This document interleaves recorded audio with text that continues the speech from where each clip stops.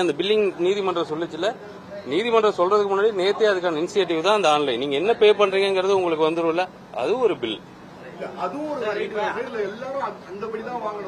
இதுதான் எல்லாம் என்ன நினைச்சிட்டாங்கன்னா, அப்ப நாங்க போய் ஆன்லைன்ல தான் பண்ணணுமா, சில பேருக்கு படிப்பு இல்ல, சில பேருக்கு போன் இல்ல, அவங்க எல்லாம் மது அருந்த முடியாதுன்னா முடியும், அவங்க பே பண்ணி வாங்கிக்கலாம். ரெசிப்ட் இருக்கு. ஒரு சாதாரண டாஸ்மாக் கடைக்கு போனீங்கன்னா ரொம்ப அந்த அட்மாஸ்பியரே பாத்தீங்கன்னா ரொம்ப ஒரு அன்ஈசியா, அதைத்தான் இப்ப சொல்றீங்களே, அந்த இடமே அனீசியா இருக்குன்னு இங்க இருக்கிற எல்லாருக்குமே தெரியும். அதை சரி பண்றதுக்கு முயற்சி எடுக்கலாம்னு சொல்லும்போது, அப்ப நீங்க கடைகளை தரத்தை உயர்த்தி குடிக்கிறவங்களோட எண்ணிக்கையை கூட்டுறீங்களா அப்படிங்கறதெல்லாம் ஒரு இது. ஏதாவது ஒரு நல்ல முயற்சி எடுக்கும்போது, ஒரு துறையை ஒரு சீரமைக்கும் போது மனசார அதுல தப்பு இருந்தா குறை சொல்லுங்க.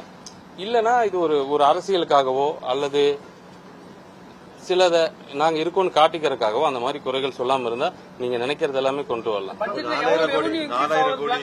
அதெல்லாம் இப்ப என்னோட மானிய கோரிக்கையில சொல்லுவேன். 4000 கோடி இப்போ இன்க்ரீஸ் பண்ணிப்போம், 51,000 கோடி போன வருஷம் இருந்துச்சு, 55,000 கோடியா இன்க்ரீஸ் பண்ணதுக்கு விருது கொடுத்திருக்காங்க. மதுபான விலைகள் ஏதோ ஏற்றதுக்கு உள்ள மதுபான விலைகள் ஏறாது.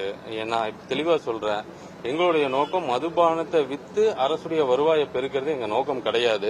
அப்ப எப்படி லாபம் ஏறிச்சு, எப்படி உங்களுக்கு இவ்வளவு டார்கெட்னா, இதுல இவ்வளவு வருஷம் நடந்த ஊழல் அத்தனையுமே தெரிஞ்சுட்டு அந்த அத்தனை ஊழலையுமே கண்டுபிடிச்சு அதை குறைச்சிட்டு வரோம்.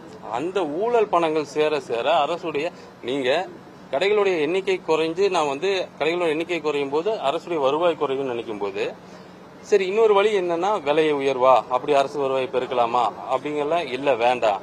இங்க இந்த துறைகளே இதுக்கு முன்னாடி நடந்த அந்த ஊழல்களை நம்ம சரியா குறைச்சாலே போதும், அரசுக்கான வருவாய் தானா அதிகமாகுங்கிறது தான் என்னோட எண்ணம். சரியா இருந்துச்சுன்னா அதை விட அதிகமா வரும் தான் நினைக்கிறேன்.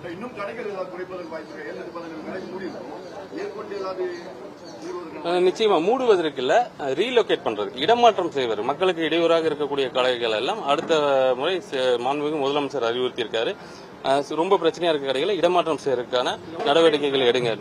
எவ்வளவு கடை மக்களுக்கு பிரச்சனையா இருக்கோ அவ்வளவு கடைகள் ஆய்வு செஞ்சு